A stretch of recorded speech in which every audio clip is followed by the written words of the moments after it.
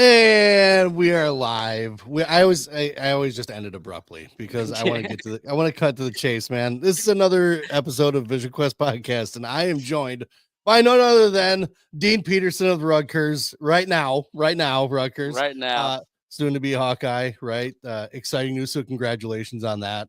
Not an easy decision to make. I respect it. It is what it is. How are things going for you? How's your Easter? Easter's been pretty good. I got to take some photos with my girlfriend, my little brother, and I don't know if you saw my Instagram story. I had this nice anime sword that I was posted up with. I So saw that. Yeah. I was having some fun. I won't lie. It's been a fun Easter. That's awesome. That's awesome. So you're home? Are you at home, like parents' home kind of thing? Yeah, I'm at my home for Easter right now. Obviously, my mom's cooking up Easter dinner as we speak. So Nice. yep, Well, we won't yep. hold you back too long then, because you got to get into that dinner, man. That's Yeah, good stuff.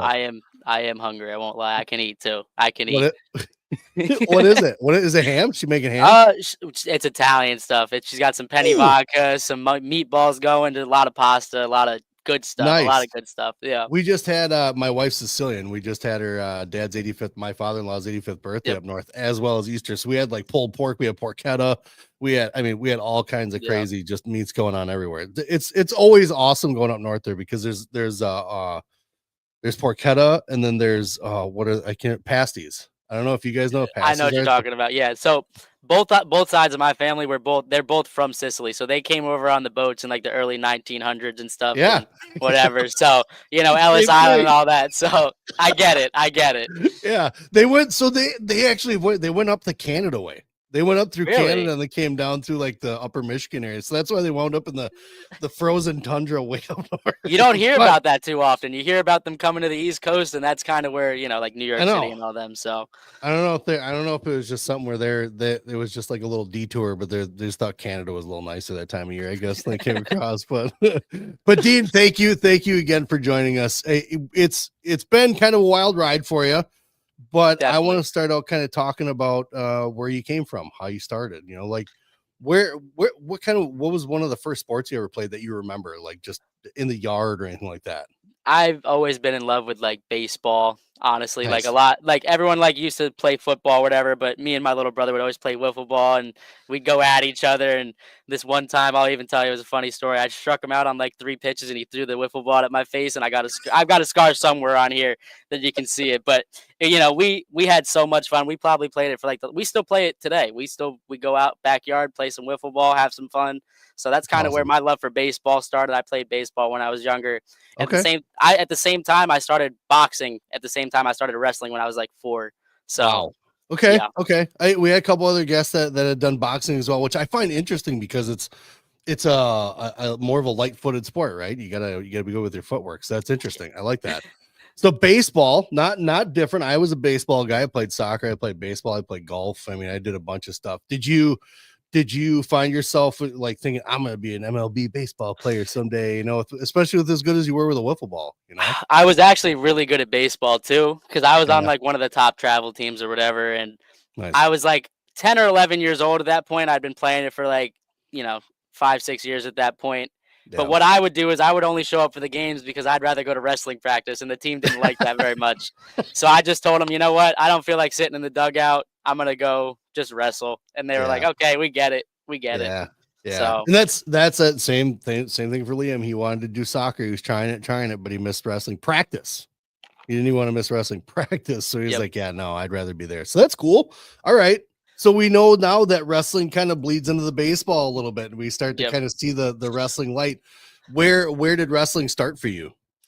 So my dad was running a rec practice over at the high school, and when I was like 4 years old. So they got me with all the other. I think at the time I weighed like 35 pounds. I was super small. So they put me with all the other 4-year-olds. I've told this story a million times. Yeah. I was beating up on all the 4-year-olds. So they're like, you know what? We're gonna go put you with the 6-year-olds, and I got my butt kicked. So I was crying. I'm like, to like my dad, and I got in the car. I'm like, I need to go back and I need to beat those kids. And that's kind of where I fell in love with it. I'm like, because I've been competitive since I was little. I'm like, I need to go back and I need to beat those kids. I need to get on the mat again, get better, beat those kids. So that's kind of where it all started for me. So where were you? Was it more of started out as like a rec thing, like a rec league type thing for you when you're little, or did they see something like, hey, he might actually be kind of good. We'll put him in something a little better than just a rec league? So my first year was basically rec, Okay. and at the time I lived in Barnegat, and Southern was a town over, and Okay. they let me wrestle for the Southern team. And then after I beat 2 kids up, I got kicked off the team because they found out I lived in Barnegat. So Oh, someone wrote to the place and was like, he doesn't even live in Southern, and like Southern's 10 minutes down the road. So then right. I got kicked out of rec or whatever. And then I was gonna go to the state tournament, like the New Jersey Youth State Tournament, my first year, Yeah. and someone convinced my dad not to send me. So then I went a year later when I was like 5 or 6 years old, and I ended up winning it the first time I was there, like 40 pounds, 45 pounds. So So I don't. I guess I mean because we all know that wrestling fans get crazy, but it's crazy out on the East Coast, right? And there's different levels of crazy. there We're starting to kind of notice it with college wrestling right now. there You are know? some crazy dads, especially in New Jersey. I mean, even you saw Jordan Burroughs tweeting about it earlier this year because he was at the New Jersey Yeah. State Tournament with his boys, and they were like giving him stuff about it because he lives in PA. I'm like, just it's like a 6-year-old kid. Let him wrestle. What's the problem? Years. Like, who cares? Years. Actually, like it's 6 years old, but these like dads get so upset and worked up about it for no reason. I don't get Yeah. Well, they're all going to be Olympic champions someday. Like everyone's going to be on the podium at the Olympics, and that's the problem. And it. I'll be honest with you, I got caught up in that a little bit. Like you're taking pride in because I was a little bit of a coach at one point and take pride in what he's doing, but then you're like, well, I really want him to do this. He gets sucked into that position. It's like, man, you got to step away, and Yeah. that's why we found good coaches, all that stuff. You don't even have to worry about it. It's easy, parents. You can literally send your kids into a wrestling room and just walk away. Yeah, you really don't have to watch the entire practice. They'll be Not all at right. all. Trust me. I mean, look, Do my it. dad was very involved too at the beginning, but he learned to take a step back and everything, especially Yeah, once like at the high school, college, he took a step back and he's like, "Yep, just let him yeah, be." You know what I yeah. mean? So That's right. That's right. It's an intense sport already, right? Like, and your kids going through the most intense part. It's intense for us parents too. And don't get me wrong, it's still intense for us, but like sometimes you gotta leave it off the kids. Now, what was that? Was that kind of a feel for you? Like when you were younger, was your dad a little like intense? Like I was like, I never went overboard with Liam where I like berated him on the mat. I think I got upset one time when I slammed my hand on the mat, and then my wife kind of told me, she's like, "You gotta stop doing that." I was like, I "Doing mean, what?" She showed me. I was like, "Yes, I gotta stop doing that." definitely like a little bit like at the beginning, but Yeah. I kind of like as a kid, I was like, you know what, just let me wrestle. I've Yep. kind of said the same thing my entire life is like, just let me wrestle. Like Yep. even when I got to college, I told the coaches like, look, I just want to worry about wrestling. I want to worry about nothing else. I just want to wrestle. You know Yep. what I mean? That's That's it. always been my biggest thing. That's awesome. What was the most memorable portion of like your I guess like your first tournaments as a kid? I mean, it's hard out east. It's not like you could go into a basic wrestling room where we would look at it and be like, oh wow, look at all the beginner kids. But you go in there and out on the East Coast, it's like, holy cow, there's these kids know technique already. That trust me, there was always good kids and there was always new kids popping up. You know what Yep. I mean? It like the competition was always deep at the state tournaments. Like I never was a pinner. I was never like a guy that just ran through the tournament. I would have tough bouts from like the quarterfinals on in like the youth state tournaments. Like it would be an 8-0 match, like a 6-1 match, Yeah. 5-4. They'd all be close-ish. You know what I mean? Like Yeah. I was winning them and I was doing good, but it was always a dogfight. It's always a dogfight in Jersey. Yeah, for sure. I find it a little interesting sometimes, especially with the level and you see some of the growth as guys come out of high school and they get into college, but like seeing the level of some of these guys even now, and not even just East Coast, I mean, kind of all across the country, but levels have changed, right? Tournaments when I was a kid, there were bullpens, right? There and you stood in line. Steve Mako talks about a little bit. You get called into this bullpen, you're talking to the dude that you're gonna wrestle for the next like 6 minutes or 5 minutes Yeah. on the mat. You're like, hey man, how's it going? What neighborhood you from? You're like, oh cool, let's play Legos when we're done here. Yeah, And no. now it's so intense that even when you go to a normal kids tournament, it's a little it gets a little heated. But what was it like for you? Kind of in like did you have a group of friends that also joined into wrestling? Did you find out you oh man, Jimmy's doing this too, or whatever, So I ended up falling into like the group that was actually up north because there was a really, really good club in Jersey called Scorpions. I don't know if you know that, the Yes, club. yeah. So that's who I ended up wrestling for. Now, who Isn't I the ended up National out there? no, so would you know Joey Oliveri, who's at Yeah, Rutgers right now? yes. Yep. Joey Oliveri, Anthony Clark, who's at Princeton. Yeah. there's Gerard Angelo, Nicky Ramo, a lot of those guys that went Yep. to Scorpions. Will Guido, who's at like UNC now. Oh, that's Like, right. Yeah. yeah, there was Yeah. a bunch of guys like Dylan Sedanios who's at Virginia now. Yes. Yes, Yeah, Dylan. but I grew up wrestling him a lot. We ended up having like I a love triple Dylan. overtime match at the state finals, and Oh, I don't even know what years, but it was me and him had some battles. that's awesome. Me and him probably wrestled like in a span of like 2 months, probably like 4 or 5 times. It Oh, was really? insane, and yeah, it was insane. We'd wrestle each Look at other him all the on. time, but Yeah. no, that's kind of the group that I fell into. So it was Nice. kind of like a nice moment, especially like when I got to Rutgers, and then Joey O was already committed there, and there were a couple other guys on the team that a lot. It's a lot of Jersey kids, so it was kids I grew up Yeah. wrestling with. So Yeah. Because it sounds like obviously you're running, in a nice, in a good club, you got good partners, things like that. When you were little, were you kind of already, and by little I mean like 10, 11, almost middle school, but like still a little kid, were you dreaming about wrestling in college already? when I was literally before that, when I was 6 years old, there's a video of Wow. me talk because I used to go and run at my high school track all the time when I was little. That's one of the workouts that my dad would put me through. He's like, "You're gonna run bleachers and you're gonna run on the track because I Yeah. want you to have strong legs." So, I think there's a video of me saying I want to be a 4-time NCAA champ at like 6 years old, and I'm like, I Nice. want to dominate. I want to kill people. I'm like, watching it back, it's so funny. I'm like, I love this. That's It's just one awesome. of those videos I like to go back and rewatch sometimes. So Yeah, yeah. No, so that's kind of interesting too, because like I mean, different levels. So we talked to some people that come from Georgia, or we talked to some people that come from like North Dakota, and it's different, right? And again, the sauce is a little thicker when it comes to wrestling out on the East Coast. yeah, So just kind of curious as to when these guys get these dreams in their head. And some people are like, middle school, high school kind of area. You were 6, yeah. and No, you're I like, I'm was gonna be a little. 4-time I've had NCAA that champ. same dream. Okay. Basically it's been my whole life for the most part. Not everything revolves around wrestling for me, but that's how Yeah. I've basically it built me into who I am. That's Yeah. the sport built Yeah. me into who I am as a person. So we talked a little bit about your dad. How was your mom with wrestling? Some moms didn't like the fact that their kids are in wrestling. She just wasn't very involved, and she didn't mind me getting beat up and coming home with No. whatever. You know what I mean? She was like, he's good Yeah. at it. I like watching it sometimes, but Good. she doesn't like watching it too much because she Yeah.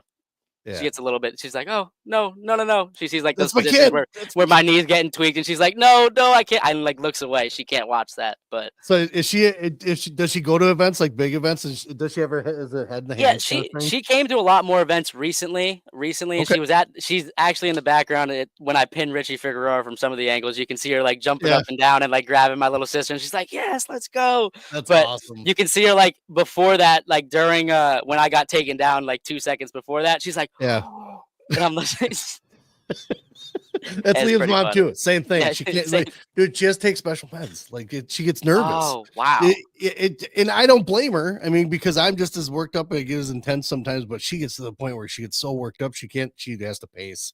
She's got to pace. She's got to walk around. My And I'm dad there would with her too. We put on like 20,000 steps each tournament. Like it's crazy. my dad would always make the joke that we should bring like a portable defibrillator for his chest for like if his heart stops during the match. He's like, shock him, I don't get blame him him. back up. I Oh get yeah. it though. I get it. It's tough, and especially like you said, when your mom sees your leg getting tweaked in a certain direction, you're like, oh my god, you just don't want to see you get hurt. But at the same time, though, too, you're like, oh, he's gonna do it, and then dude, that pin was awesome. We're gonna talk about that in a little bit. That Yep. was sick. But as you're kind of going through the years, then too, and I asked this to everybody, where was the first real and big by I mean like a Super 32 or Tulsa Nationals? What was the first big tournament you remember? The first one that I probably remember was winning the kickoff classic right before because I ended up winning the Trinity that year, but I had been to the kickoff classic before and I kind of ran through it. I went to Tulsa Nationals, took second, and I went to Reno when I was like 8 and I won it. So I had won the beginning and the last tournament, but I had never won the one in the middle. So when I Yeah. went to Tulsa Nationals, I actually beat I'm trying to think of who it was because he was a Hawkeye. Oh boy. No, you know what? It might have been during the thing. It was Shriver, I think. Oh, They Colin were wrestling. Shriver. Yeah, Cullen. Yeah. I don't know who I beat in the finals. Yeah, you know who I beat in the finals? He's at Ryder now. He was at Cal Baptist. Was Eli Griffin, That's Oh, who I ended up really? beating at Tulsa Nationals to win my before I won the Trinity that year. But that was probably the first tournament because I know you were talking about earlier how Mako used to talk to the whatever, talking to people in the line or whatever. Yeah, But at Tulsa Nationals, you're like in the line with the kids before you wrestle them. really. And Eli Griffin was like talking smack to me before we wrestled, and I'm like, that was the first time I dealt with anything like that. I'm like, dude, I'm like, I'm like 10 years old. I'm like, I don't even know what to say. I'm like, I'll beat you. We'll wrestle. We wrestle in like 30 minutes. I'll beat you. Oh God. It was no, it was Okay. funny though. It was, and I'm like, okay, what do you want me Yeah. to do? I'm ready to wrestle, and he's like getting in my. He's like, I'm gonna beat you. Yeah. I'm like, dude, So they're let's eating just. glass and stuff, biting on nails. He's Like, like flexing okay, too. He's like, look at my muscles. I'm like, dude. I beat you. That's awesome. Hey, more power to him, right? He was ready to bring it. But Yeah. you said you beat him. Yeah, I ended up beating him 6-1. It was a good match. It was a good That's match. It pretty was cool. close. He at the time. I mean, we were both really good kids. So Yeah. He gave him a tussle. He gave you a tussle. That's good. yeah, Well, that's the fun part. Like, because I was telling you about some of Liam's stuff, all that other stuff that he's done recently or whatever, and you're like, "Wow, I haven't done that." Like Liam's never won a Tulsa National as a kid, and see now this is where you see some of that part of that parent shining through. Like that, does that shit really matter? It doesn't matter, but like at the same point, you're like, man, it would have been cool as a dad to have his kid win that kind of thing, But at the time, it feels like the biggest thing in the world. But like after like a right, couple months later, you're like, what's next? You know what I mean? Like, what's yes. next? Yes, and we're going to talk about that because that happens even when you're in high school. Because after you win a state title, about a week later, nobody gives a shit anymore. They don't Yep. care if you win a state title. They That really is don't. literally like it's the toughest. I think mentally, it's one of the tougher times. Like right after states, after you win a state title, it's like, Yeah, what am I gonna do now? What do I yeah. do now? You just So came off this huge high, and it's like yep. everybody's like, "Yeah, whatever. It's next week." And now, like, I heard my name on the school announcements, and now everyone in the school is not gonna know who I am the week later. Not at all. It's Walking through the hall, there everybody knows. Nobody knows who I am. Nobody knows who I am. That's fine. it's fine, no big deal. It's not a big deal. It's not a big deal. So when you were, what area did you live in for high school? I still lived in Barnegat. I've basically been in Barnegat my whole life, but I had asked to go to Southern for high school, and the coach at the time basically told me he didn't want me to go there. So I was like, okay, cool. And my older brother, who also wrestled a little bit, was up at St. John Vianney up in Homedale, which is where Knox is at right now. Okay. So they had never had a state champ. They weren't good at wrestling, but they brought in one of the legendary coaches from the 90s, which is like one of my best friends now, was Tony Caravella and Denny DeAndrea. Obviously, Denny Okay. ended up passing a couple months ago, which is pretty Yeah. sad. But that's kind of where I wrestled for 4 years. Or I didn't even get to wrestle 4 years. I didn't wrestle my senior year of high school, but that's where I Ooh. wrestled in high school, and I would drive up every morning about an hour to school. So Oh my God. yeah, yep, it was a journey. It was a So long drive. was that sacrifice for wrestling? Was that Yes. to okay, that was this okay. So because we get around here, we get this stigma of people like that's way too much. You're doing way too much for your kid. In some eyes it might be right. In someone's field of view, it could be. But when you see something in your kid, and this could be soccer, this could be lacrosse, could be badminton. I don't care if there's someone that could do something really well, you try to advance that, right? And it sounds like that's what your parents kind of understood, because otherwise they're the ones that make that decision ultimately, right? Yeah, I mean, they So did like hearing from 6 years old that I wanted to be a national champ. They just want to give me every opportunity to be where I wanted yeah, to be and get where I wanted to get to. right. So and sometimes yes, we can be crazy as parents when we do that stuff, but it's that view right there that when we see that our kid has that vision as a child, you're like, do you think they had that vision? I think they did, and we're just trying to facilitate it a Yeah, little bit for them. So that's cool that they were able to make that happen. We moved. I mean, we literally moved from one town to another, so that way he could be on a really good team. When you wound up doing that, did you find any difficulties as far as where you lived versus where you're going to school and like friends, things like that? Did you find that you were hanging out up by school longer and then maybe stayed at a friend's house? the days were definitely longer, but I didn't stay up there a lot. I mean, Okay. I didn't have any trouble making friends with the kids up there, which I still talk to the kids that were in my homeroom till this day. Like they Right were on. like when I pinned Richie Figs, everyone was like, "All right, Dean, we got it. Everyone saw it. What happened?" And they was like, "Give us like the tea of it. Give us the rundown." Yeah. But what it definitely like at first, like in the first year, like my freshman year of high school was definitely difficult because I'm getting home at like 7 or 8 o'clock at night after wrestling Yeah. practice, and I'm just like I'm dead tired. and they're Yeah. like, "Dean, get upstairs and shower," and I'm like falling asleep on the couch downstairs trying to. Yeah, I can't even crawl. I'm like crawling up the stairs. I'm exhausted. So that was one of the times it was a little bit difficult, but I want to say that I didn't even not that I didn't have a choice to go to my high school, like Barnegat High School, but Yeah. the year before I went into high school, the coach ended up getting arrested for some pretty bad stuff. So I Ooh. was just trying to stay away from it as much as possible. Ooh. And I read an article. Is another school. I read an article about another coach that was doing some not so savory stuff. I was over in Jersey, but and he actually had like mob ties. I think it was. I was reading an article about that where they were. There's some of that in Jersey for sure. I'm not gonna say what I can't remember what school, so I didn't want to tie the two together. But it's like it's kind of odd how this shit happens, but it happens over here too. It's no surprise. But when you started getting into like I would say middle school things like that, did you have like big growth jumps like from your 7th grade to 8th grade year? How did that I go for was you weight I wise? think the biggest jump I ever had because I think my first year of middle school in 6th grade, I was like 65, and then I went like 90 or like 85, and then my last year, I think I was like 100 pounds. So I was just on track to Wow. basically be a 106 pounder when I got to Yeah. high school. So Yeah. I didn't have to like reclass. I didn't have to take an extra year or whatever. I didn't have to get homeschooled because that's one of the big things in Jersey is kids will like take a year or two before they get to high school and they'll reclass and then they're a little bit older, which I never got. I not that I don't respect it, but I wasn't a big fan of it personally. Yeah. And I'm not either. I'm not a huge fan. There are reasons, everyone's got the reason for something, Yep, right? But a lot of times when you look at the competition side, it's like, well, he wouldn't have been big enough by the time he was a freshman. So get him on some weights, make him eat some more protein. exactly. Have Liam. The one thing we never did with Liam, and I'd never say this stuff ever to like pat myself on the back or even Christina, but I just never saw the advantage of constantly cutting, right? Especially as kids. Yep, When they're kids, you're stunning growth. We see the result of it. Some kids in the state here. It is what it is. Some kids, certain competitions, we cut a couple pounds, but we always wrestled up a weight. yep. And sometimes he wrestled up a weight and he wrestled up an age group too. So it's just he was 12, and it's funny. I ask you this because Liam went in from his 7th grade year into his 6th grade into 7th grade year, and he was from 90 pounds to 125 pounds, right? So yeah, it's COVID, right? So these kids are sitting around doing nothing, like Doing you got your nothing. headset on and everything. So he's just playing video games. So it is what it is. But then I told him he was 12, and I was like, "You're going into 15U 125-pound weight class." He goes, "Okay." And he got smoked, dude. Like I didn't take him there to win. I was like, "This is what's gonna happen.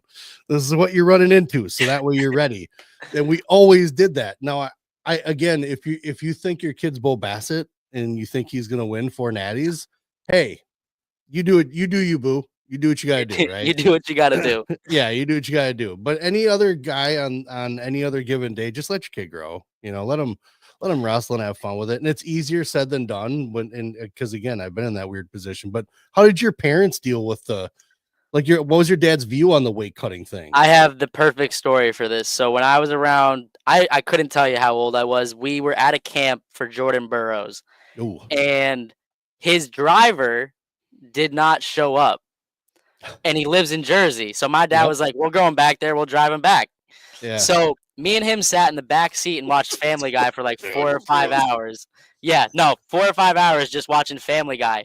And at the time, he was writing an article about Yeah. how kids shouldn't cut weight, and Oh, really? that rubbed off on my dad. So he was like, "Dean, I don't really want you cutting too much weight." So I cut a little bit. I would say I cut most of my weight 8th grade in my freshman year of high school. But after that, I wasn't cutting a ton of weight. I never cut what some of these kids cut. I never cut more than Yeah. 15 pounds. That never even a thought. The most I cut probably in high school was to make 106, and that was a struggle. Was probably like 11, 12 pounds. And that was for me. That Wow. was a lot. But even once Whew. I got to college, I don't cut too much. You know what I mean? Yeah, Like yeah. right now, I'm walking around like 131, 132. That's awesome. Yeah, That's awesome, yeah, dude. That's yeah. awesome. And I'm a big proponent of that. I love that. And again, I'm not here to bag on parents, but some of y'all need to calm down with the whole weight cutting with your kids because it's not really worth it. And plus, there's no college recruiter that's watching your 10-year-old. So Yeah, just remember and, that cutting 30, 40 pounds probably isn't the best for your body down the line anyway, you know ever. what I mean? Like, that's like, growing up even though, like, a lot of kids in Jersey cut a lot of weight. Like, you'll hear stories about how parents had to, like, hold these kids up to hop onto the scale. Like Oh God. it was pretty gross, pretty disgusting at times here, and that the weight that some of these other kids had to cut. Because like I don't want to say I'm a baby when it comes to cutting weight, but like I would like lose like 2 or 3 pounds and be like, I have to lose 2 or 3 pounds. But like Yeah. in the grand scheme of things, I'm not losing anything close to Right. what these kids are cutting right now. Yeah. It's just No. It's nuts. yeah. And there's some of the high school guys. There's some high school coaches that have requirements for these kids. They're like, I need you here. I need you to do this. It's like, do you though? Do you really? Can you take an L in that spot? Just put the other guy in, see what happens if he's not that good, kind of thing. But And high school is the worst time for the kids to be cutting in the first place. Cause like my junior and senior year, I didn't cut anything. Like when I was wrestling 2026, I yeah, could eat a pack of Skittles and down a Mountain Dew and be on weight. You know what still I mean? And I was and still make weight and I'd be all that's right. good. But like That's good. even like for the certifications, like people would like change the numbers, change your height, change your weight, just to like certify them for these weight classes they didn't need to be at. Yeah. So Yeah, it's crazy. And I think again, if you're going for something that's highly competitive, a US Open or an Olympic trial, things like that. Yeah, because there's only a number one, there's only so many weight classes, but I get it that you're trying to make it be competitive as possible. But yeah, when it comes to the kid stuff, it's a little crazy. So when you got to high school, and what was your schedule like? So I don't understand. I don't fully know exactly how New Jersey rules are when it comes to high school competitions, because our public schools, if you're WIA, you can't go outside except for 2 events, and it has to be okayed, right? So you have to get the athletic director, things like that. What was your school able to attend and do for tournaments? Where were you guys able to go? so we weren't really able to do much because our school kind of sucked at wrestling, so we didn't get invited to a lot of good tournaments. But Okay. um after I won my state title my sophomore year, so freshman year I lost in the state finals to Joey O, which was, a Yeah, great yeah. match. And he was one of those guys that was I walked out there and I'm like, I've been knowing this kid my whole life, and it's like, oh man, I got to wrestle like one of my best friends growing up. This sucks. But Yeah. um, after I won my state title my sophomore year, junior year, we got invited to Beast of the East, and that Okay. was like our big tournament for the year, whatever. And I ended up winning that or whatever. But Mhm. we never really had like huge tournaments we went to. So like we had like Sam Cali. We didn't really get to go to like Escape the Rock in what's it the other one? Escape the Rock, and then there's another one in Powerade. We never got to go to those. We kind Oh, of really really? it was just basically Jersey competition for me. I mean, in the off season, I would go to like Super 32 and those other tournaments to get competition, but we Yeah. didn't really like our school schedule wasn't anything like that tough to be real. Yeah. Yeah, but you guys, I mean, just to say that you're wrestling in Jersey alone, I mean, you got tough competition either way. So you really had to kind of go outside of your comfort zone during the off season then to be able to go and chase some of those guys down. So where were some of the top? Was it the usuals? Was it like US Opens and doing little things like that, or where did you guys wind up going when you were trying to get on the scene a little bit? Super 32 was the big one for me. That's where Yeah. we ended up going. So my 8th grade year, I ended up if you look at my 8th grade year, I think it was 98 pounds or something like that. It's Yeah. actually it's a crazy bracket. It's got Jesse Mendez in it, Levi Haynes, Peyton Keller, Vinny Wow. Zervin. There's just a lot of like if I sent you this bracket, you'd be like, oh my god, there's so many college guys that are like all Americans, national champs right now that are Yeah. in this bracket. That's awesome. I ended up beating Mendez like 5-1. That's my only time I ever wrestled him. That's Oh, one of my in 8th grade though. In 8th grade, it doesn't it's whatever. well, And then yeah. I think the next time I went to Super 32, I was 120 pounds. I ended up wrestling Jordan Williams in the semifinals and losing in the last seconds. He hit me. They used to call him the Iceman. Yeah. I was up 3-2 with 30 seconds left. He hit me with like a super duck, got me, Oh, and I was like, "Oh my god!" So man. that was Man. one of those tournaments. Super 32 was the big one for sure, though. Were you much into freestyle? Did you like freestyle that much? I would go to freestyle tournaments and I would just have like up and down performances just because like not that I didn't get the style, I didn't Yeah, train it enough. I wasn't training freestyle and Greco enough to like be good at it. So we sure. have Northeast regions, which is like our big qualifier tournament. And the one time I went, I beat Cooper Flynn the day before 10-2. And then I was winning 8-0 against Anthony Noto and he ended up beating me 10-8. And then the next day, I have to wrestle Cooper Flynn on the backside. He gets me in a leg lace in the first 20 seconds. I lose 10-0. Oh, So shit. that was Yeah, like I just I get wasn't it. I wasn't consistent and great at freestyle to be real. So Well, and I do look at, sometimes the duels, we look at junior duels and things like that when it comes to all the Fargo talk and Fargo stuff. Like Jersey's always been kind of up there, kind of thing. Never been real dominant. So I kind of even wonder if that's kind of like a passion anybody in Jersey has is It's not. freestyle or It's anything. not very. It's not trained very often at all. I mean, my senior year of high school, because I didn't end up wrestling the state tournament my senior year because it got pushed back because of COVID, and I ended up getting Yeah, my nose is still crooked, so I ended up I I was can see playing it. Yeah. baseball. Yeah, I was playing baseball, and my brother hits a fly ball. I lost it in the sun. Hits me right in the Oh, nose. I had 2 deviated septums, nasal valve collapse. I broke my nose. So I needed to get the surgery because they said I had cartilage floating around, and if I didn't get the really? surgery, I could just sniff the wrong way. It could go into my brain. It would be bad and all Oh this my other God. stuff. So I was like, I need to get the surgery Get and out. get it out. Get out. So I went to Fargo my senior year, and like I actually ended up losing to Vincent Robinson. Oh, I jeez. got tagged by him. I got killed by him. He hit me with Yeah. that wrist snap right by, Oh, got me pretty bad. It was all over Flow Wrestling at the time. It got was blown it? up, but then I hurt my knee and I like defaulted out of the tournament. I went like 2-2 or 3-2 or something like that. So Yeah. freestyle Yeah. again, just not huge in Jersey, and I've never been great at it. So Well, and I think a lot. I think we've had a couple kids now out of Wisconsin that we know they like competing in it, right? They had fun doing it, kind of thing. But they're like, I'm sticking to folk style. I really have no interest in freestyle whatsoever. It's like, all right. It's an acquired taste. They're all acquired tastes, especially Greco. Nobody really seems to spin off into that one too often, but we're getting better. We're getting better. I want to dabble in Greco a little bit. I feel like I'd be pretty like even though my style has kind of changed a little bit once I got to college, like now I feel like I'd be a Yeah. lot more comfortable wrestling freestyle. Like Yeah. I think my freshman year, my redshirt year, I went to the U.S. Open, and I made the blood round. It was one round away from placing, but at the time I was a little bit fatter. I Yeah. couldn't make 25, so I was up at 61 kilograms, like 34, 35, and that's what Yeah. I was walking around at. I shouldn't have been there. I shouldn't have been there at that weight at all. I just like the kids were walking out, like I'm like 5'3", and the kids are walking out at like 5'8", and I'm like Yeah. looking at the kid, I'm like, oh Jesus. 5'3". That's oh my god. That's another thing that floors me is we see you guys on TV, right? And you're all built, right? You're athletes. You're built athletes. And you walk down the hallway and you're like, hey, there's Steve Mako. I'm almost the same height as that guy. Holy cow, like that's crazy. And then you're like, I'm 5'3", 5'4". I'm like, that is the shortest man I think I've stood next to is 5'3", 5'4". I So get that a lot. Like people see right. me, they're like, that's Dean Yeah. Peterson. Why is he so small? I'm like, Yeah. Liam's getting a complex. All of his cousins are like super, super tall. His cousin's like number 7 in the country as a quarterback. He's out of California. He's like 6'3". Liam's like 5'6", 5'7", if that. oh man. So there's definitely a complex when it comes to wrestlers. But when you're kind of starting to navigate through high school, I mean, so you're having fun folk style. You're in a great area.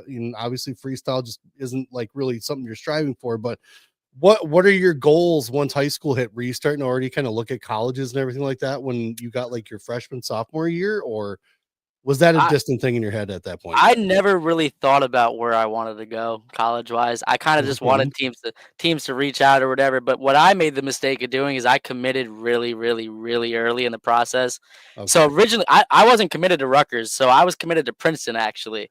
So Oh, it was the other Jersey school, and like I just started to have a lot of doubts about it because like it's a rich kid school for the most part, and like you right. wear suits to class, and I'm just like I don't know if Really? I don't fit the bill for that at all. I'm like a Yeah. Jersey kid through and through. I'm not like that. I don't want to say like snobby, snotty nose, but I'm not like I'm not the suit and tie type of guy. So I was like, Yeah. and I had a conversation with one of the coaches. They're like, you can be a chameleon for 4 years. I'm like, I don't want to do that. I Yeah. don't You want gotta to do that. hide. So when I was at Fargo, one of my coaches was like, saw Goody, like the Rutgers coach, and was like, hey, if you guys needed 25, Dean's thinking about decommitting from Princeton. And that's kind of how the ball got rolling on that. Oh, And I shit. ended up committing like 2 months before school started. I ended up switching over to Rutgers. So I didn't really get to talk to a bunch of schools. I talked to like, I think West Virginia and even like Penn State had asked for my transcripts, and then they kind of like ghosted me, which is funny. Yeah. And I Harvard think it did the was same thing to Liam. Yeah, it's good. It's good. Here's my I transcript. didn't We'll get it. talk Like, to you why later. why ask for my transcripts and then we give them to you and then you're like, oh, cool. Yeah. Thanks for the paperwork.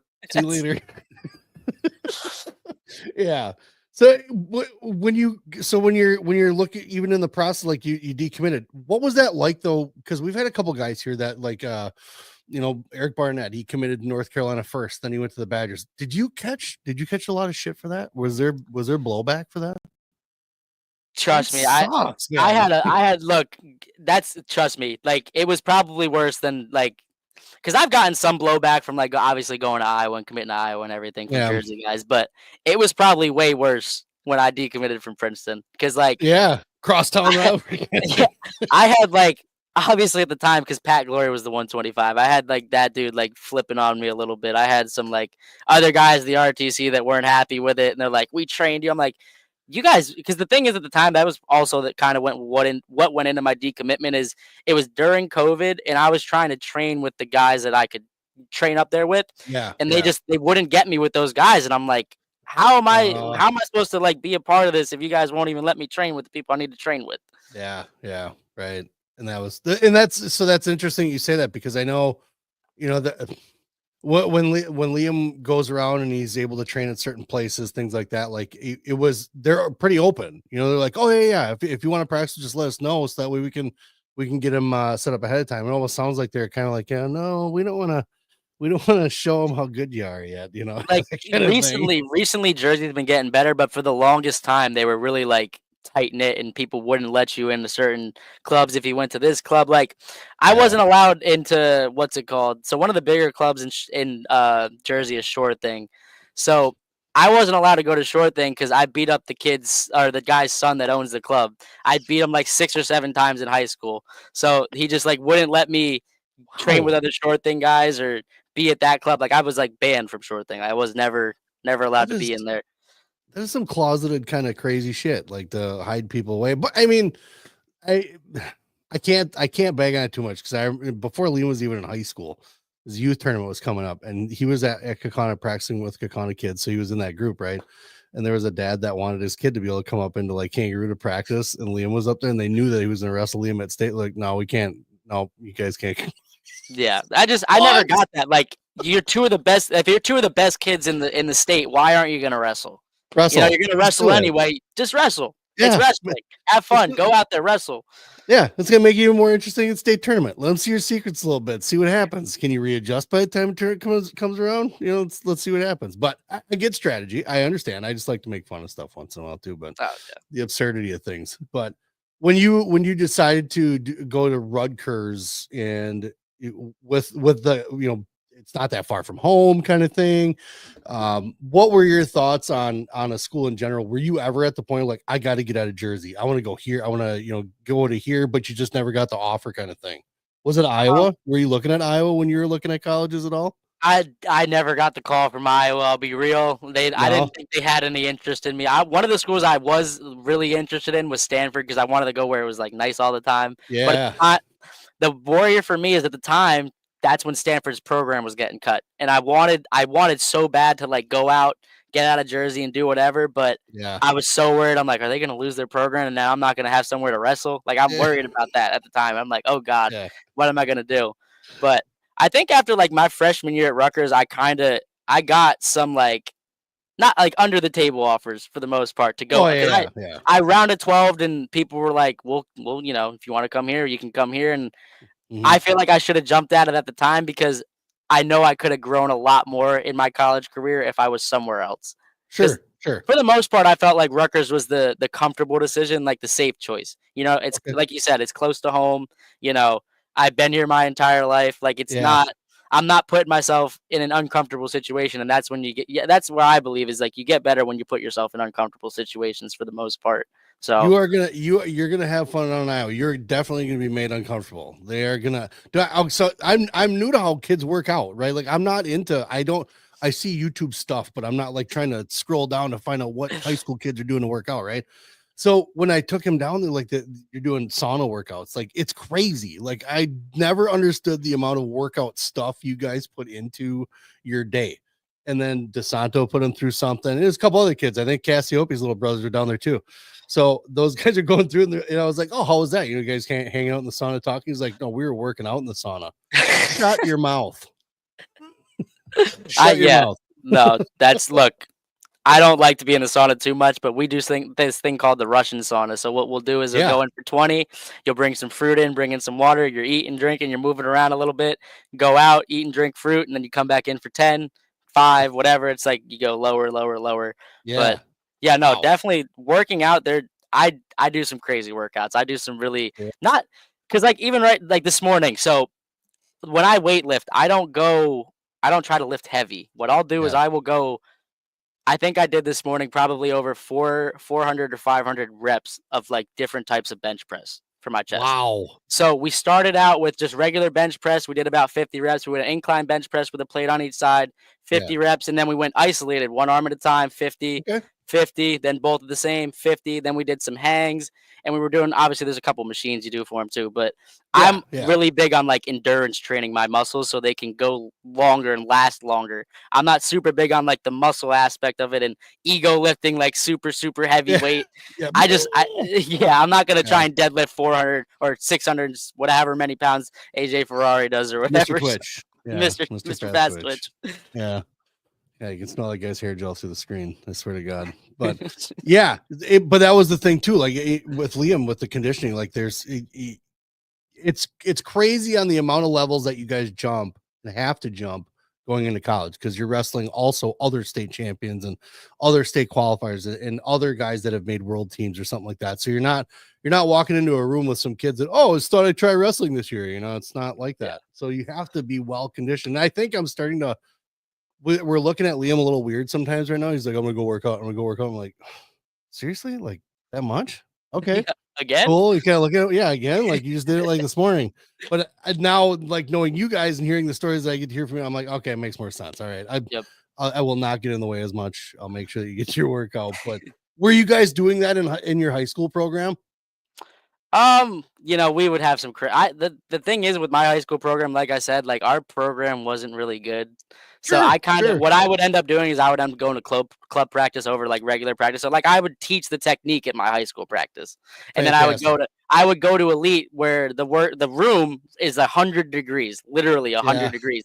They make it as uncomfortable as possible, very hot, and you go right in you warm up for 10, 15, and it's right in the live and then technique. So you really have to like I think that's the best way to do it because then you have to really concentrate your mind because you're tired from wrestling, you're tired from warming up, and yes. if you really want to absorb the technique, you got to really mentally focus on what's going on in front of you. I agree. I agree. I wholeheartedly agree with that. And I think that's the biggest thing is just exhaustion because you think about it, overtime, third period, things like that. You've already been going for 6, 7, 8 minutes already. And man, and you're not wrestling again, guys that are new to this, and your body is struggling that whole time just to keep Yeah, someone down or take them down. So yeah, and I think a lot of times, you were Coach Peterson pretty early, so I think a lot of times kids can take away the fact that they had good partners, guys that cared about the sport and cared about each other just in the room and having good camaraderie, and that goes a long way. Because I'll tell you what, you can be a championship team and hate each other, and it can be the worst experience on the yeah. planet, No, right? I mean, I've always loved the teams I've been on. I've always been like, around guys that have been like a Yeah, good team atmosphere. But yeah, no, I've never really been around like guys that aren't good in the locker room or fighting with each other. So yeah, I'm yeah, glad I've never been a part of any of that, to be yeah. real. It's crazy. It's crazy. So with your high school kind of career was coming to an end. You picked Rutgers. What was your last state tournament like in high school? So that was my junior year. So Yes, that's right.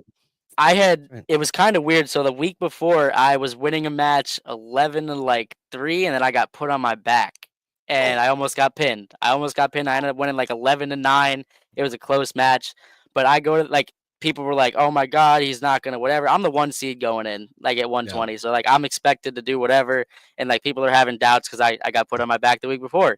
And then I Yeah. go into the state tournament and I don't have a single point scored on me. So Nice. it was, I gotta just I ended up winning in the finals like 1-0. I rode the kid out for 2 minutes, but like he had his head in the mat the entire Yeah. time. And funny enough, it was that kid's son of the club or whatever because I Oh, wrestled him a lot. Jesus. And then it's funny because the year I didn't wrestle my senior year, he ended up winning his only state title of his high school career because I wasn't in the bracket. You were Which there. I was like, good for him. He got his state title, but it was Yeah. funny because my coach called me up and he's like, "Yeah, the kid's not happy about it anyway because he didn't get to wrestle you." Yeah, And I'm yeah, like, yeah, I get it, yeah. but I let him have that one. I let him have that yeah. one. It's cool. It's cool. It's alright, he can have that one. Yeah, it's all I good, mean, man. it sucks because 'cause I'm only a two-timer. I wish I was a three-timer. I'm a three-time finalist, two-time state champ, but I really wish I had been able to wrestle my senior year. It kinda sucked, but So, what was the call to not go to like school your senior year? Were you homeschooled and you were training, kind of thing? What was that all no, about? that's that surgery. I had that surgery on Oh my crap! nose. That's right. Yeah, Yeah. yeah. So, I Oh, the reason that the that surgery sucks. yeah, so I was trying to wait till the season was over, but what ended up happening is was COVID, so it ended up pushing the state tournament about a month back. So Okay. I was like, "I can't keep waiting to get this surgery because, like I said, if I sniff the wrong way, what if, cartilage Yeah. goes into my brain or whatever?" So I'm like, "I need to get this surgery." I've been trying to schedule it for months, and, like, I was told originally, I'm like, "Okay, I'm gonna be back after 4 weeks," and they're like, Yeah. "No, after 4 weeks, you can slowly get back into working out because Oh, if I go too hard right away, I'll just start yeah. getting, like, nosebleeds and mess up everything that I've already done." So I'm like, "Oh," Yeah. and they're like, "Yeah, you got another 6 weeks." I was like It and I'm like, "Oh, sucks. so I'm not even gonna get to wrestle," and I was like, "This That's sucks." horrible. Yeah. That sucks. Well, and Liam has we don't know how it happened. Liam has the same affliction. He currently it's difficult to breathe, so we actually give him like allergy meds, and when he doesn't need allergy That meds because it trust me, cleans. that's what I would do. That's what I would do, but even now, it's like, I regret getting the surgery because 2 weeks later, I took, like, a knee to my nose and broke it again. And that's why they said they won't give him the surgery until he's done competing. Yep, They won't do it until he's perfect. done because they're like, if you get it done, it'll be great, things like that. But you're in a sport where if it just gets tweaked just a little bit, it's going right back to the way that it was. We're like, well, that sucks, man. You're kind of like half blind, can't breathe out of one nostril. So he's really got the card stacked against him a little bit when he goes to the matches. But well, at least you got it done. But it just sucks that it came right back and didn't even Yeah, matter in it's the first place. So I can't breathe that well through my nose, I'll tell you that much. uh, I'm a mouth breather at heart for most yep. of most of my life, so So is Liam, that's for sure. You guys are matching twins when it comes to mouth breathing. It was funny because he was just complaining about something today and he puts his head back. You can see like the whole one side just collapsed over. It's like, yeah, poor guy. I feel bad for him. But yeah, oh, hey, man. it's what happens. I think I blamed my wife. I was like, it probably happened when he was born. It's nothing I didn't have anything to do with it. I didn't beat him that bad. But no, it's I think when you jump that, I think going just into a college environment, I think guys get a little twisted. I think they sometimes get scared. They sometimes, they get homesick, you're in college, even if you're just an hour up the road or something too, you wind up not, oh, I don't want to be here. I'm gonna go back home, hang out with my buddies. What was your thought kind of when you jumped into college? Were you homesick? Did you, I mean, even though you're at Rutgers, not too far, but were you like, I don't know if I want to go to college? It was definitely an adjustment. I wasn't like I didn't wanna go to college, but, like, I would come home on the weekends and be like, "Ah, I wanna come home for a little bit," whether it's for, like, a day or 2 days, I wanted to come home and just, like, be around, like, my brother and stuff and, like, spend time with him because like, Yeah. I'm really close to my brother and, like, even moving out to Iowa, it's gonna suck because like, I'm not gonna see him as often, I'm not gonna be around him, but, Yeah. like, at the time, like, even when I got into college, I was like, "Damn, I wanna go home a little bit," you know? I was Yeah. definitely homesick. Yeah. My brother went to Parkside, which is like, I don't know, 2.5 hours south from us. And like he was homesick too. Like he still transferred back up to the college that was literally right in our town because he was so homesick. And then I was like, then he came back and he didn't want to be in Who's the college in coach at general. Parkside? The wrestling coach, Yeah. Nick Becker. I'm thinking of a different Parkside. I don't know, cause would you know who John Trent is? Nope.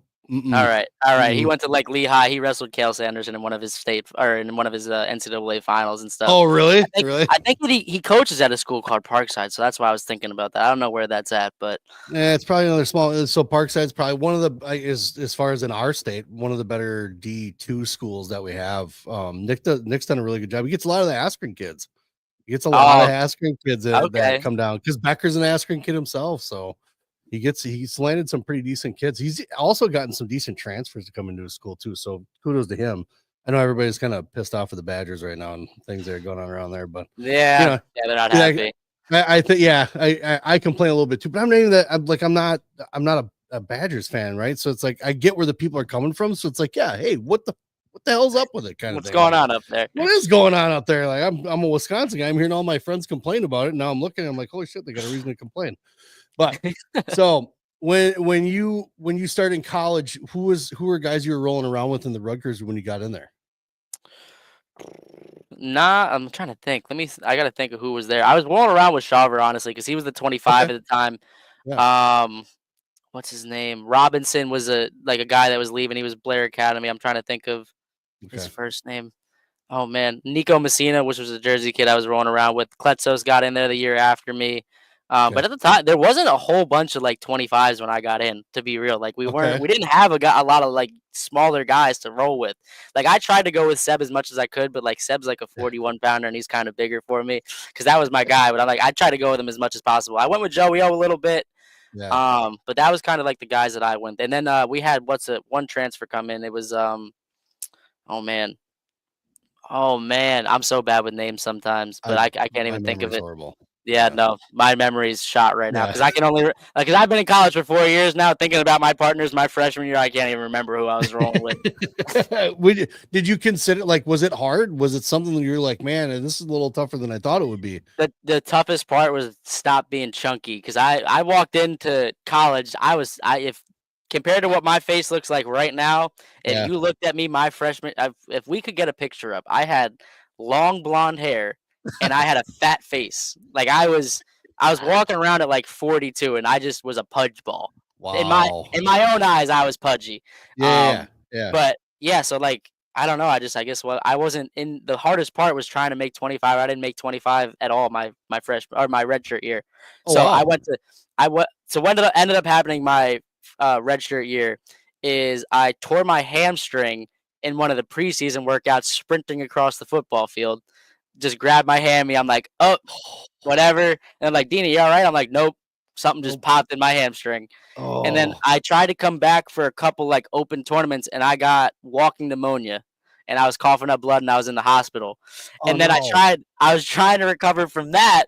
And they're like, okay, we're gonna put some contrast in your whatever to see what's going on in your lungs. Yeah. And I had an allergic reaction to the contrast and Oh my god. I'm like, I can't breathe. And I started spitting up more blood. And I was like, so I didn't even get to my first college open tournament until January, second semester.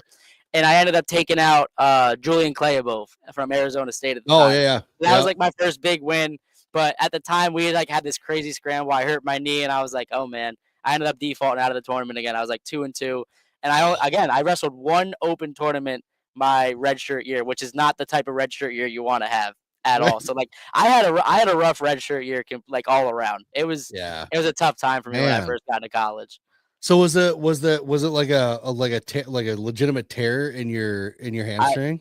Yeah, they were a little bit confused because usually when you tear your hamstring, you can see the bruising, but it was so deep in my hamstring. They're like, "Oh, you're probably fine." They X-rayed it and Oh, everything. Like, wow. you tore your hamstring pretty bad, and I'm like, I Yeah. was out for, I think from October until like late December. So like I was out for like 2 or 3 months almost. And I believe that. So I'm an old dude, right? And I played soccer, so I was like, I'm gonna sign up for soccer again, right? And I in this adult league, I'm ready to just go kill it because I'm this dude who played semi-pro soccer. I can do this, and I get out there and I did a kick that I've been doing since I was 12 years old, straight up.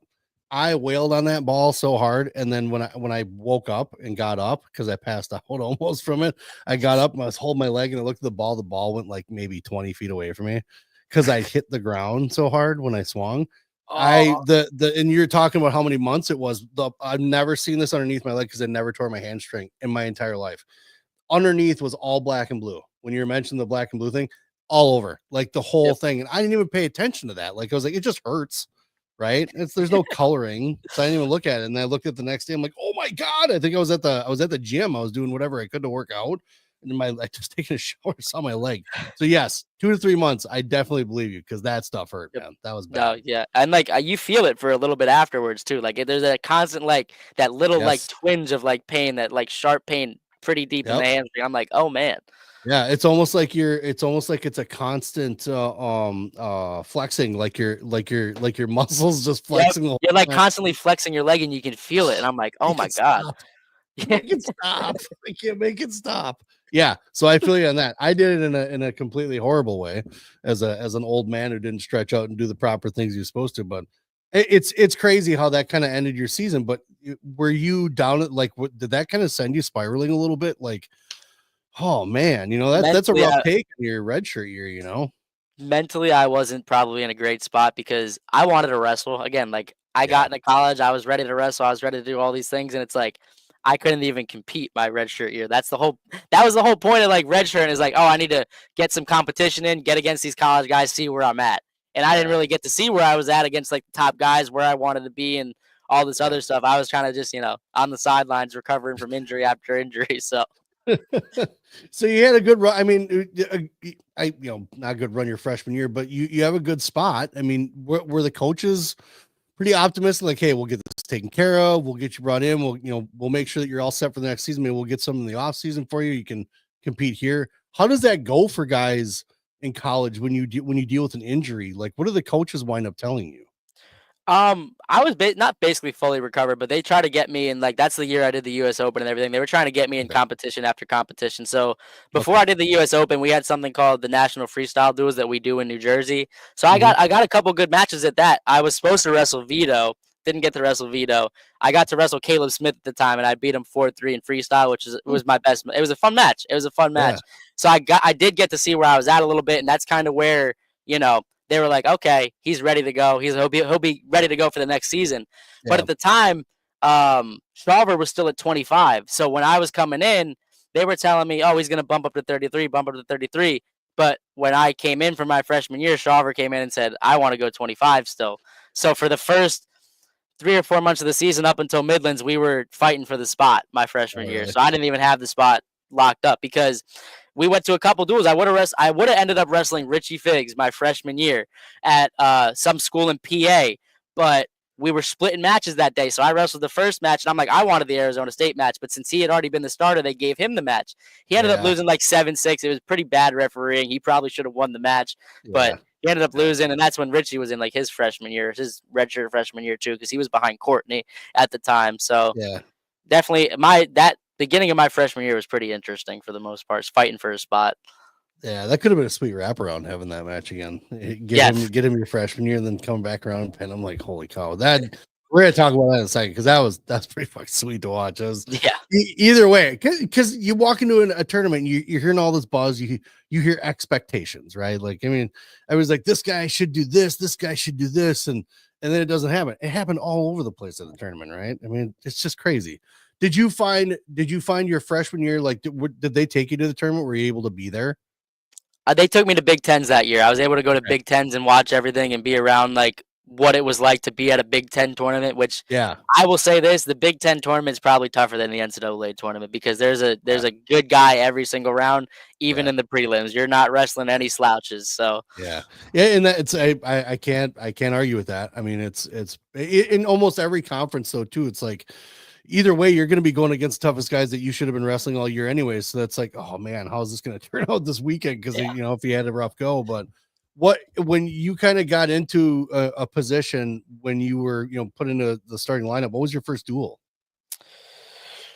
My first duel, oh man, I couldn't even. It might have been like something like Bloomsbury. It was actually like some light Sure. match that wasn't super difficult. Yeah. I can Yeah. tell you what my toughest match of the first semester was because like I had locked up the spot at Midlands because I ended up making the semifinals against Barnett from Oh Wisconsin. man. So I was like my first like real match, and me and him were like talking to each other during the match, like in like a Were you positive way. really? Yeah, because I was like, it was like talking smack a little bit, but it wasn't. So Yeah. he was beating me at like 6-1 or 6-0 at the point. And then Yeah. he was telling me to shoot. He's like, take a shot, take a shot, take a shot. I ended up scoring on him because he was pretty good at scrambling. I ended up winning the scramble, and I was Yes. like, yep, I got one. I Yeah. was on top. I'm like, yeah, I got one. I got one. That's awesome. And he won like 6-3, but he was like, that was good. That was a good shot, whatever. And like we kind of exchanged words a little bit. But like it was a positive experience. Yeah, It was yeah. like positive like trash It's talk. It was banter. great. You guys It are was great. bantering with each other. Yeah. That's fine. It was great. But that was definitely like my wake up call. I was like, you know what? You're here, you're there. Like it was 6-3, it was a close match. I'm like, this dude's already an all-American. You're ready Yeah, to go. So yeah. That's awesome. And it doesn't surprise me that Barnett. I had him. He's just from down the road, so I've had him on the show a couple times too. And just kind of and knowing who he is, and like you're talking about scrambling. Like I'll be honest with you, I love Eric, but man, that kid did not have a shot He was a defensive wrestler coming out of high He would school. not shoot. He would And we not were shoot. worried, like, because we were all excited for him. Like, I wasn't always a big Barnett fan. Like, a lot of people didn't like him coming out of high school, but it was fun watching him wrestle because he was so competitive. And he would let it fly if he needed to, right? If it was the last seconds, that kid was going to make sure he let it fly, but he just didn't seem to shoot. Loved Crackdown. Loved it when you shot on him because he liked come around the backside a little bit and scoring you that way.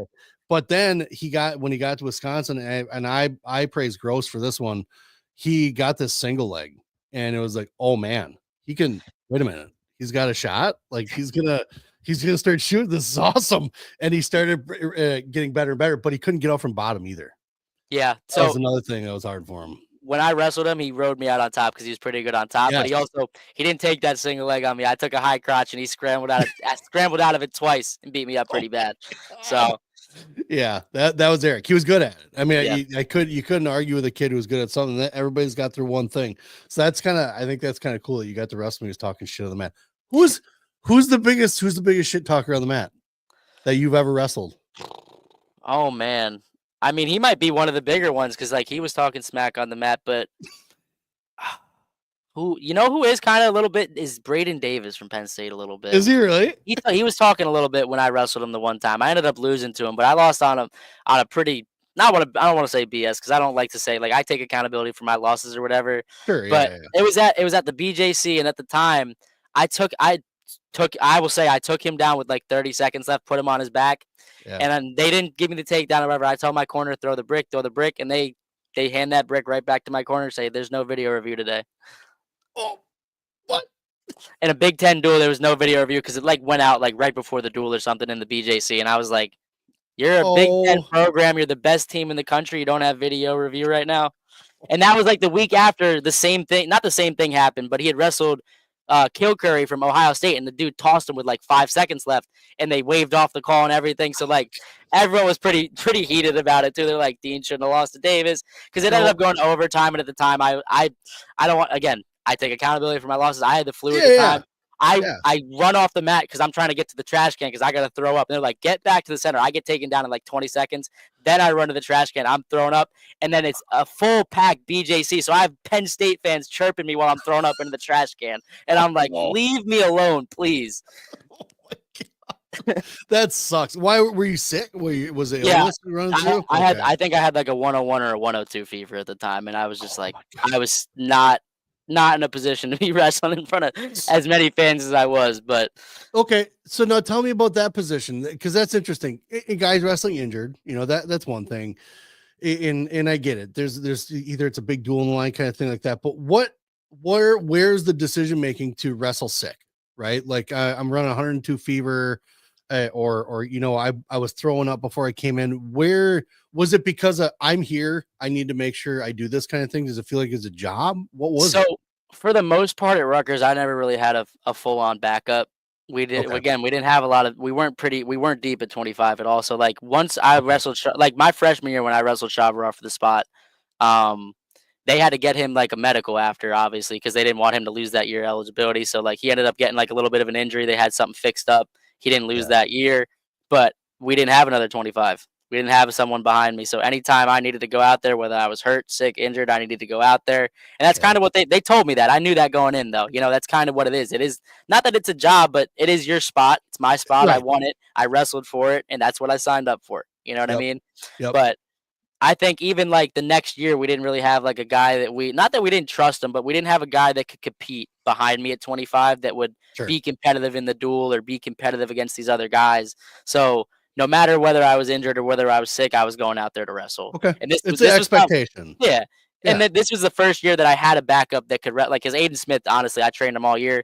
Great kid, great wrestler. It was the first time I had an actual backup. So like when I was sick, he got to wrestle the Michigan State match this year. And he ended up winning in overtime, which is awesome. Like I actually had a backup that could go out there and wrestle for me when I wasn't in a position to wrestle. Okay.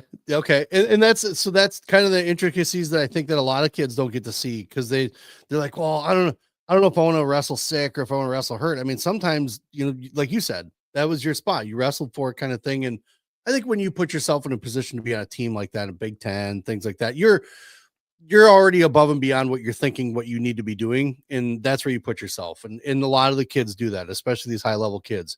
And I don't down them for it. Sometimes you kind of question, like, was it really worth it kind of thing?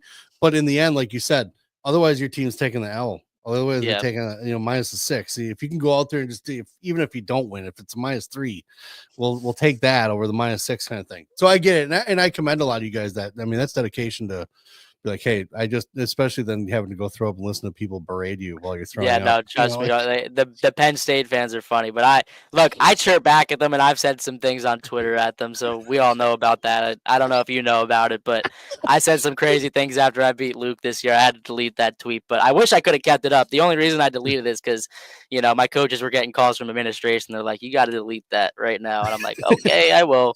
But if I could have kept it up, I would have, because that's how. I mean, again, I don't. Not that I hate Penn State, but I don't like them. I don't like them. I don't think a lot of people like them, but it's not I because 'cause they're think the best team in the country. I have no. my reasons. Right. And so that's the thing too. I think a lot of people get lost in this fact of like, oh, you just don't like them because they don't win. Some people have different angles on things, right? Like something might have happened to you, or and something just might. I get worn in different ways than other people might, right? Like, and I told this to someone the other day. Sometimes things wear me down, and I get to a point where it's like I don't want to. This is stupid, and I point out the absurdity of things, right? And that's kind of where I'm at when you see anything that comes out like negative about me. It's because I've seen it about 30 times. I'm tired of seeing it, and now you're gonna hear me be tired of seeing it, and that's what happens. Yeah. So No, I and get and it. I don't blame you. You guys have to be able to have your reactions too. And it's just like being at a job though. If my employer doesn't, hey, why are you posting that stuff about someone that they work at a company or something like that? You got to take that down. So I get that too. But you're still in a place where you're like, yeah, you know what? That was me. I did win that shit. Like, Yeah. don't act like you had it. You go back to the year before with the whole no brick, no review call. Like, Yeah. I I I I feel like Kale should have said something to me and been like, that is on us or whatever. And Yeah. that's kind of where some of that comes from, is like, you guys did nothing, said nothing to me after that. Like, that's ridiculous that you guys Yeah. let that happen, especially as the number one program in the country, not having video review in the Yeah. BJC, no less, with like 20,000, however many fans. Like, Yeah. you guys are the best program in the country, and you don't have video review for a Big Ten duel. That's ridiculous. Tell me your AV lab kids aren't hanging around that could hook some shit up. I mean, come That's what on, I'm saying. seriously. You can't wait five. You're gonna tell me someone wasn't recorded on their phone? They can't look at the broadcast right quick. Exactly. Exactly. Yep. Exactly. And that was so a lot of people were saying that during the whole thing. Like, what? There's no, how is it not in We're a watching review it live here? right now. Yeah. Like, someone's getting it in a database somewhere, right? We can pull that view back up. But yeah, that was a little different.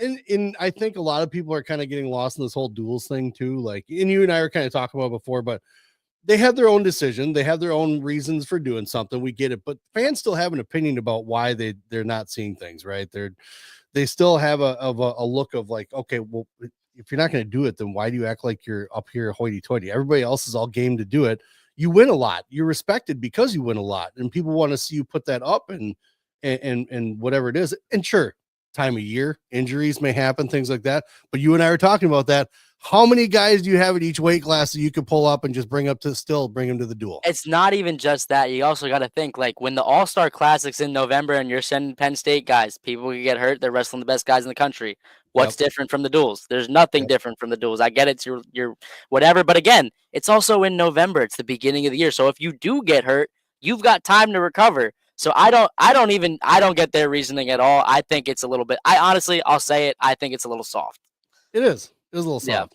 Yep, Yeah. because we're more worried about our national champ. And I think a lot of people are throwing the legitimacy of it's not even an NCAA event kind of thing under the bus too. It's like now you're diminishing something that everybody's been talking about what they've wanted for how long, right? To bring back, and it's just crazy. Yeah. You and I, there's certain things with Willie that I agree with on it, like how people are just being kind of a little ridiculous. I'm Yeah. one of the guys that was like, fine, if they don't want to come, don't come.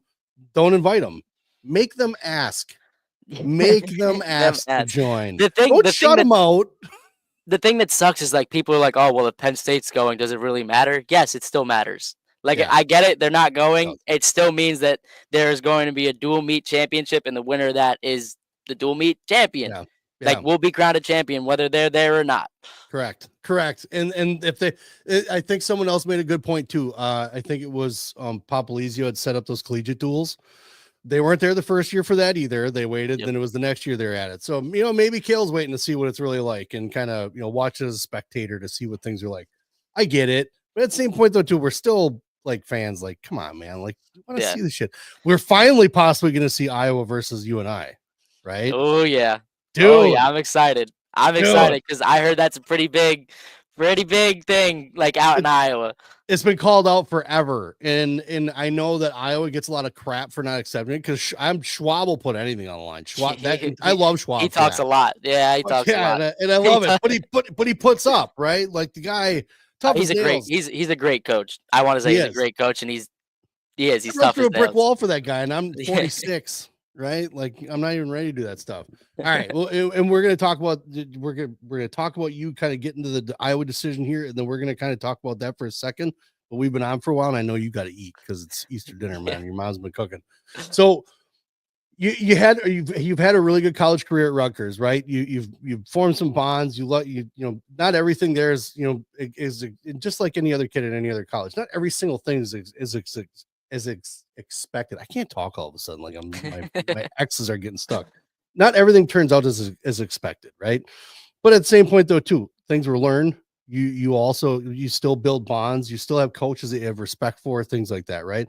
But so time comes to an end. You're at 4 years. You're coming up in your fifth year, and not every school has room or is allowing someone to stay for a fifth year. Nope, we're done here, kind of thing, and you jump off. So your decisions are your decisions. But how let's talk about this again. You and I talked about it before we jumped on. How was your decision making process with this whole transfer thing? Because it's crazy out there, right? NIL, all this other stuff. This was something that had been in your head for a little bit. So it wasn't something that just popped in. You're like, no, man, I'm done here. I'm going to go to Iowa. You've been Yeah. kind of thinking about a little bit of a move. So talk about that a little bit and kind of the decision-making process of that. So there was a couple of things that like led up to the decision. So originally, I will say before I even hit the portal, I tried a lot to try and stay at Rutgers at the time because at the time Yeah. I wanted to because I'm all about loyalty, staying, finishing out what I started here and all that. So I came back to the coaches and we had talked about some things and we had something worked out and a lot of what they worked out ended up falling through and like they had told me they had basically made me some promises about some Yeah. stuff, and they were telling me that these things were going to happen, and those things didn't end up happening. I won't get into the specifics of them just because Yeah. I don't want to blow up everything Yeah. online. But it led up to my frustration, and I was like, you know what, I'm gonna hit the portal. I'm gonna DM Spencer Lee, see what I can get going, see if I can get Right. to these other schools, and then once I hit the portal, I was getting a good amount of calls. I was getting a good amount of offers. But what Yeah. I noticed a lot of the time, like once I got into the portal, like once I was live, Yeah. is I tried to get probably from 3 different schools pressure to make my decision on the first day. Really? Like over the phone without seeing the school or anything. They're like, "We're gonna offer you this, this, and this, and if you accept it, we'll give it to you, whatever, blah, blah, blah. You won't have to worry about it." I'm like, I kind of want to go and like see what my options are a little bit, explore Yeah. them. Hell yeah. So that they were like, oh, well, that's not what we're here for. And then Yep. and they were just done. Yeah. Okay. That's rough. But were they schools? Let's look at it this way, though, too. Were they schools that they were something you were actually considering? Or you're A like, whoa. couple. There were some that I was like, you know what, I would think about it because like a couple of them were still on the East Coast. They were a little bit further down south, but I heard they were getting some guys I didn't want to be on the team with. So that's kind of where my That, decision was. that happens, right? Yeah, You have to yeah. be happy with your environment. And I can preach on about that, too. You have to be happy with your environment. So, Yeah. yeah. Yep. Yeah, so I I was just get like, it. that was kind of what went into my and again, like, I didn't wanna get rushed into a decision in 24 hours, I wanted to Yeah. because it was also partly because in high school, I didn't get to go through that process, like I said, like, I committed early, I didn't get to explore my options and see what schools wanted to reach out to me, I was committed at Oh, yeah. almost, like, a month or 2 after I could be contacted, so Yeah. So as you're going through the process, obviously things blew up a little bit online, right? And we all know how Twitter can be. And I'm a part of the disease, not gonna lie. I'm one of the disease carriers when it comes to Twitter. I got caught up in the whole wanting to release information, right? It's kind of one of those things like, oh, it's kind of cool because you get clicks and likes and shit like that, and everybody kind of lives off that stuff, right? Especially when you're online. But I do I do try to kind of curtail things a little bit for you guys. Like I don't do announcements anymore, right? Like I don't. Yeah. My theory on that, and I got in an argument with someone the other day, but not exactly just about this, but a myriad of things and things that I'd said. But to my theory on the commitment thing is, I think you guys should be putting out. I'm going to be making my announcement on so and so's podcast tomorrow, right, or on Thursday. That's cool because it's your thing. It's your thing. Make the announcement. I don't care if you make the announcement. The announcement is not what bothers me. It's the people that are jumping onto a dick to be able to get some, clicks and likes to be able to do it. And again, I'm guilty. I did the same thing back in the day. I was trying to get big name high school kids to come on and make their announcements in Wisconsin, things like The that. But the thing that really sucked is I'll just say he who shall not be named didn't just leak my commitment. He said I was in the portal 2 days before I was even live in the portal. So he was basically not, you know, yeah, putting me in a spot, but he's making it look like I'm in a portal that I'm not in yet. You know what I yeah, mean? Like I had 2 days before I'm live. Like it's a process. You have to go through it or whatever. And like it's almost like he was trying to get me in trouble in a way. And I was like, that's just really, really weird. And right. then I wasn't even done with my photo shoot with like the Iowa singlet, and it was leaked on Twitter that I was committed to Iowa. Are I you? had like I couldn't believe it. I was like still taking pictures, and people are posting like I was still in Iowa when people because I didn't want to release it right away. I wanted to wait a couple days, celebrate a little bit on my own, Yeah, and it was already everywhere. And like even when I first hit the portal, people were committing me to Iowa before I even did it because of who said what he said. You know what I mean? I was just like, this is ridiculous. Like yeah, at the time that he leaked that I was committed to Iowa the first time before I yeah, actually committed, I hadn't even gotten my offer from Iowa yet. I hadn't even talked to brands yet. I hadn't even talked to the coaches yet. yeah. It was kind of ridiculous. And So it's to me, I'm not going to say privacy, right? I mean, you guys are in the public eye. It's just like a football guy thing like that. But we're athletes, like you you know. said, We're yeah. you hadn't even gotten done with a photo shoot yet, right? Like, so that's where some of this stuff it gets a little absurd to me. And that's the stuff that I wind up getting worn by and things like that, the absurdity of things.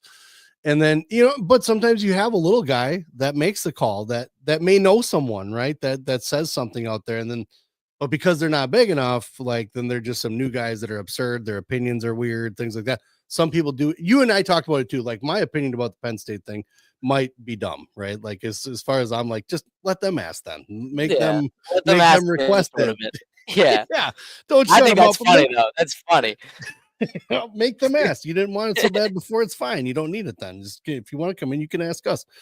But I think a lot of guys wind up getting, I guess, the lesser look when, like social media kind of stuff. And then you guys are out there, like you said, you want to enjoy the moment. You want to kind of do things. And then guys, fat dudes like me sitting around doing nothing wind up ruining things because we want to tell people stuff. And it's fun banter. I'm not gonna deny it. And it creates a buzz. So I'm not gonna deny that either. But sometimes we have to look at a line, just a little bit of a line, just a smidge, like maybe Yeah. even messaging the guy, hey, is this true? Can I say something? Like Yeah, that's then I had a lot of people reach out and like, "Hey, can I do this? Can I post this yet?" And I'm like, "100%." I'm glad you asked me before you did it though, you right, know? right. And I'm not going to be the guy that's like, I do everything perfect. But when it comes to, I did one announcement and I felt weird, right? Like, because I'm the one who went to the kid, and I was like, God, this doesn't feel like, and they were fun. They had a good time doing it. It was fun for them. They still made their announcement, but I felt weird about having to like ask a kid to do that. Would you do it on my show? Would you do it on my show? Yeah, So no, I get that. guys that do it, it's cool, whatever, you do your thing. But I think a lot of guys that want to be a part of that, and then they are a part of it and they say something and they get called out like there's some noobs and shit like that. And they're like, hey, actually, that guy had more information than you did. And it was Yeah. accurate. He was a little more respectful about it and didn't call someone a retard for it, that kind of Yeah. thing. So that's where I sit with it. And I feel, again, you athletes are in a different position. It's your information, so the respect thing for me goes a little bit further because I wasn't a famous athlete, but I was an athlete nonetheless that was, doing things in an area of people that are cameras are around and you can't say certain things, you can't do certain things, and you guys have rules you have to follow. So who knows if someone's saying something that could have broken a rule at the same time too when it comes to NCAA rules, because not everybody knows all those rules. So Yep. we appreciate you guys allowing us to do the things that we do. Yeah. As I No, guess yeah. I'm not really gonna call myself, I guess I'm not really newsworthy. I'm not a news guy. Like Yeah. Yeah. I'm not a news guy. It's not how I am. Yeah, I guess that's not the way to put media maybe, just like media in Sure. general, yeah. That works, it encompasses a lot, so Right. Right. So I respect the guys that do it, and I understand that certain guys are doing certain things, and it is what it is. But it's just sometimes, like I said, there's got to be that line. There just has to be Yeah. that line, and I think you guys are stuck under the bus sometimes with it, but you guys have fun with it though too. I think seeing some of the reactions that you guys get Oh, online trust me, too. when I saw someone just draw with, like, MS Paint the Iowa singlet on me over my Rutgers singlet, I was like, "Yep, that's my profile picture." That's hilarious. That was great. Yeah, I love that one. It was just odd, just draw like It looks crayon like a drawing. dress, and I'm like, "Oh Yeah. my god." That's awesome. That was awesome. So you're gonna be in Iowa. You're excited to be there. I'm excited to see you there finishing up. What are your goals, I guess, academically there? What are you gonna be doing academically there? So what I have to do here at Rutgers is I'm taking some summer courses to finish up my degree a little bit because I was going to spread them out over the next year or so and just graduate as like a regular without going to like a graduate program. So by the time Yeah. I get to Iowa, I'll be a graduate. So I've got a major in psychology with a minor in criminology. I'm hoping I can get into like a forensic psych program over at Iowa, which is like I'll interview like insane people and figure out if they're actually insane and stuff after they Look at commit this crimes and stuff. CSI guy over here, man. Yeah, it's All like that right. kind of stuff. Yep. Oh Yep. So yeah. that's what I'm into a little bit. So So you'll be the guy that maybe kind of dig into some of these minds that's walking around doing shootings and stuff all the time, right? yep. If we save Yep. them, if they're saved, that's a It, guy that I want to open his brain up and figure out what makes someone fire the way that they yep. fired. No pun intended. Sorry, I What's didn't mean to do that. what's the I thought didn't. process basically? Yes, Yeah. the insanity behind it all. So that's cool. That's kind of a fun degree because a lot of times you see like I think I remember when we first got back into wrestling, we were watching the nationals and every Penn State guy that came out, kinesiology. Yep. It's cool to see you're doing something kind of different. You're doing. I think some guys are going to do some financial stuff, but the little criminal investigation stuff. That's Criminal pretty stuff. sweet. Yeah, it'll be fun. Yeah, It'll be fun. Trust me. I've been at it for a little bit now. Once I got like into my minor into the criminology aspect, I was like, because I was trying to decide between like sports psych and like forensic psych, and I'm like, you know what? yeah. Forensic psych's a little bit more interesting. It definitely is. It definitely is. You might still run into some wrestling minds there, anyways. You never know. Yeah, I think for sure I will. I mean, I know there's some crazy people in the wrestling world, so I'll definitely run into them eventually. When is when is your when do you move? When do you decide to move? So my lease in Iowa starts on June 1st. So my lease in New Jersey is up on the 25th of May, but I will be out there for the camp that Spencer's doing with Dylan, that Yes. L40 camp. I'll be out there on the 17th for that. So I'll be out a little bit early or All out to right. Iowa. So I'll fly out there and then fly back to Jersey, but I'll be out permanently in Iowa on June 1st, June And 2nd. So that camp is on the Bufu app. So you need to go check yes. that out and get on there. And Yep. that is something Yep. else that I want to talk to you about. So training partners, we kind of talk about a little bit too. And obviously the RTC at Iowa is really not that shabby when it comes to training partners, is it? Pretty good. So with the prospect of having those training partners, are you eyeing up a little bit more into the freestyle world? What are you thinking? That's basically been that was one of the biggest decisions in coming to Iowa for me is like No. I would look at the other RTCs of these other programs and I'm like, there's just so many guys at Iowa. You've got Spencer Lee, Ayala, DeSanto, even like Dennis is one of the coaches. Yeah, You've yeah, got Ironman still there. You've got, you got Joey Cruz, you got the other Peterson there. There's just so many guys for me to train with yeah, that I know that if I want, like, 'cause I told him, I'm like, I want to go into freestyle. I want to give myself at least one chance at the Olympics and stuff. And I know yeah, Spencer's the guy, but I'd love to be in that room and train and try to get better at freestyle and then oh, yeah, throw my hat in the ring, whether it's in freestyle or Greco or either or both. Like try it all out. yeah, I'm oh, yeah. it's something that I'm definitely interested because I don't want to just be done wrestling after college. I want to keep going. Like I love this sport so much. I've been doing it forever, and I want to keep going, keep doing it. You could do the next best thing and piss everybody off and wrestle for Italy. I could do that. I could do that. I could do that. They haven't had anybody good since Frank Chamizo, though. So That's what I'm saying. Bring him back a little bit, right? You go yep. over and train with Frank just for a competition. You get up and beat Spencer, right? Oh man, No, Spencer, we're not saying that. We're not saying that, but yeah. it'd be fun. Yes, look, I still got to train with him the next year. He's gonna beat I me know, up. right? I didn't He's make gonna- him say anything. It was me. It was all me, Spencer. He said nothing. Said nothing. I'm excited to see you on the move. It'll be fun watching. It'll definitely be your environment's going to change, my friend. Let me tell you that. Let me tell you that I'm much. excited.